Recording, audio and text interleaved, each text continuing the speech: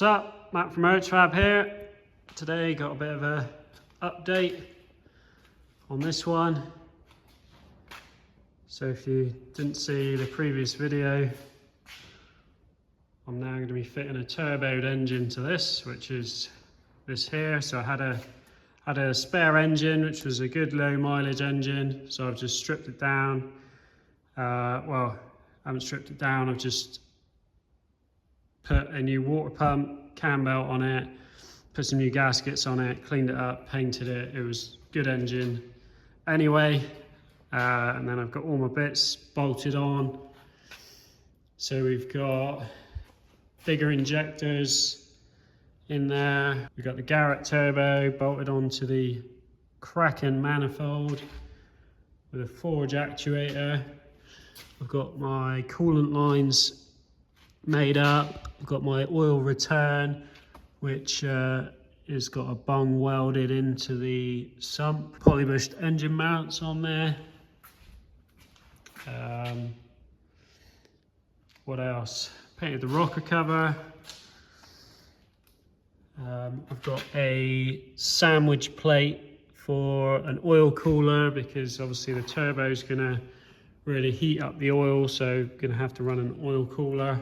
The oil return I'm not too happy with. It's this really long pipe that comes all the way under here, and then you've got this piece that just comes with the kit, and then the oil feed comes all the way around from there.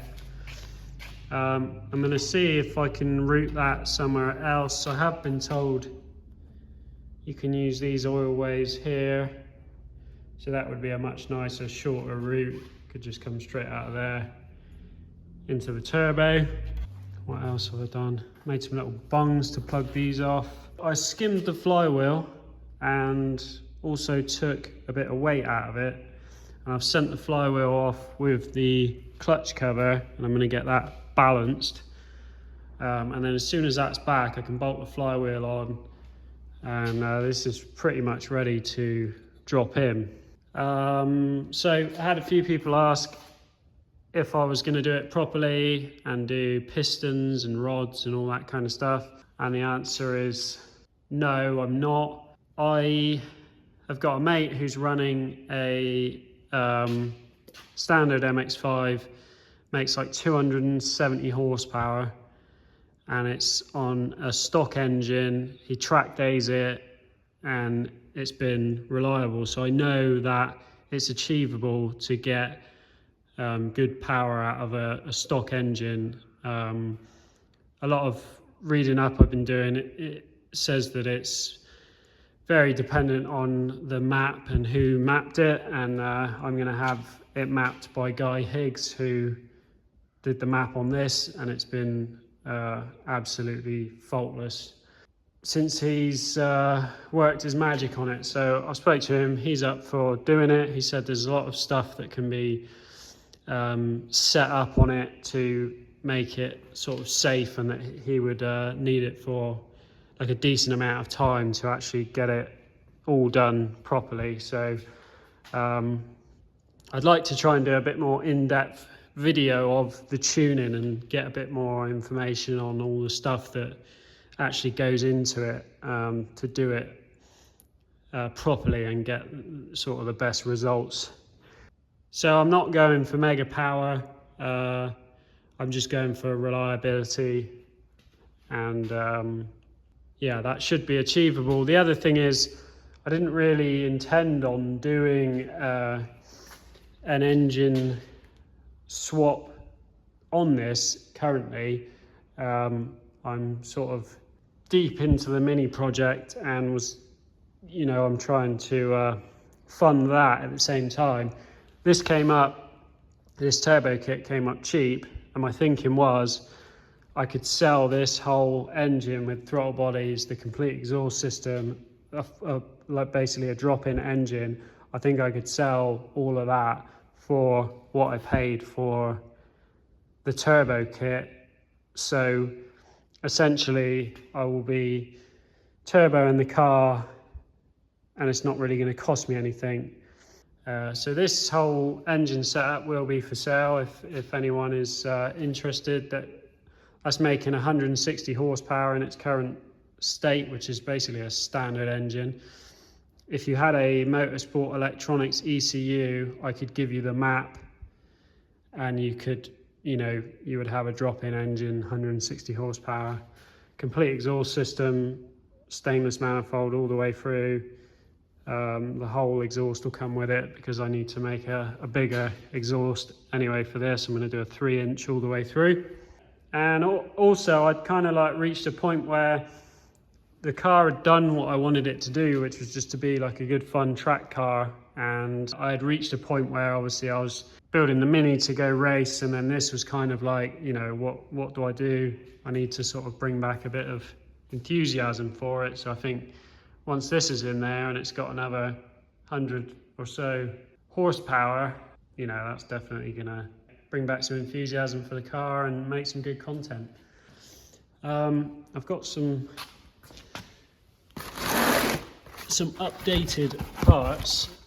So when I went through when I did the video showing all the bits I bought, I had the coil on plug kit, and Nathan from GFB Developments messaged me and said that I had the wrong kit for this engine, and did I want the right kit for it?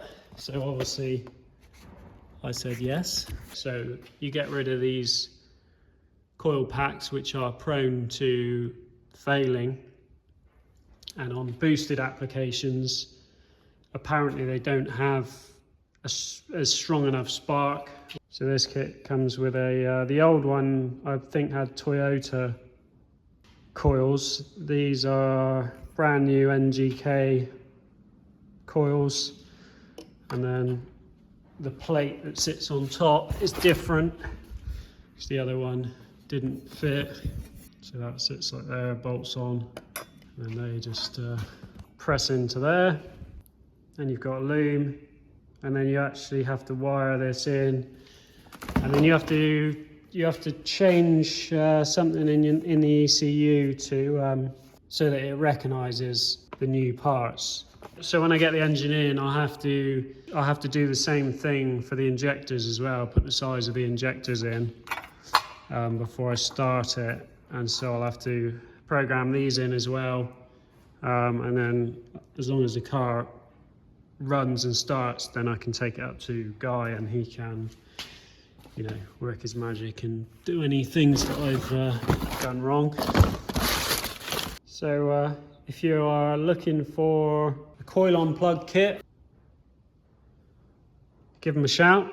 So yeah, as soon as the clutch and flywheel come back, I'm going to take this out, bolt that in.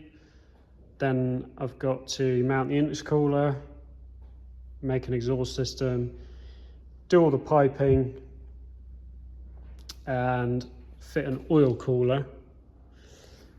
And that's pretty much it. Oh, actually, I need to find another engine loom if anyone happens to be breaking a VVT MX-5. When I did this, I took everything out of the loom that wasn't needed and stripped it all out. There's some extra stuff that needs to be wired in with it being turboed now, so it'd probably be easier just to get another standard loom rather than adding wires back in. So that's that. The Mini is coming along. All I've got left to do on the underside is to paint it, which I'm doing in Tough Ox, black Tough Ox.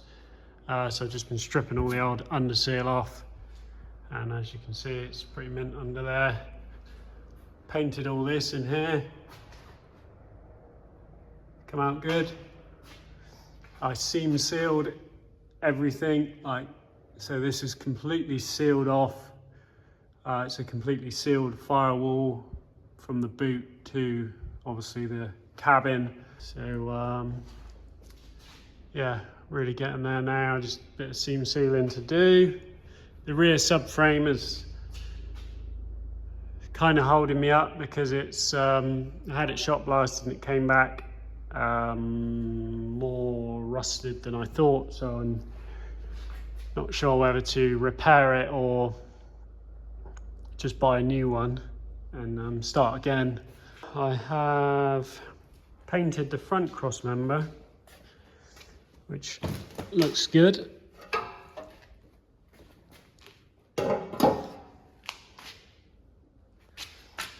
And unfortunately,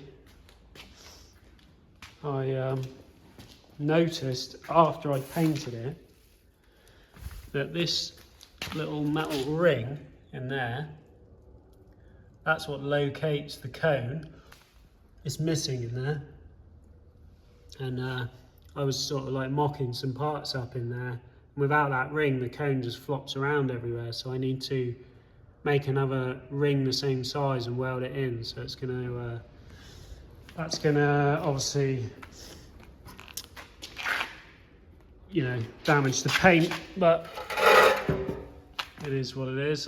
I did this with Tough Ox, and this is a tintable Tough Ox. So I had gunmetal grey put into it, and it's a 2-pack, same that I used before, like the black, but this comes out, or you can have it whatever colour you want. So transpares make this any colour you want, and it gives you a really hard, tough finish. So that's why I painted it in that. What else? I bought some more parts. I've got some parts that are absolutely shocking over here.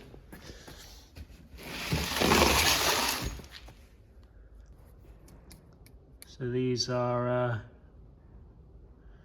some old Mini 7 racer shocks, but they've been rebuilt, so they're ready to go. Supposedly really good shocks, and they were cheap, so yeah, happy with those. So yeah, it is getting there. I had a bit of momentum going. I was getting quite a lot done, and then came off my bike, had a little excursion over the handlebars, and during my excursion I managed to do the splits like an Olympic gymnast, and like popped something in my hip, and yeah, since I've done that, it's been pretty difficult to get anything done. I certainly can't be climbing in and out of that, so I think it's going to be a little bit of a slow few weeks, but we'll get there. That's going to be it for this one. Cheers for watching. See you on the next one.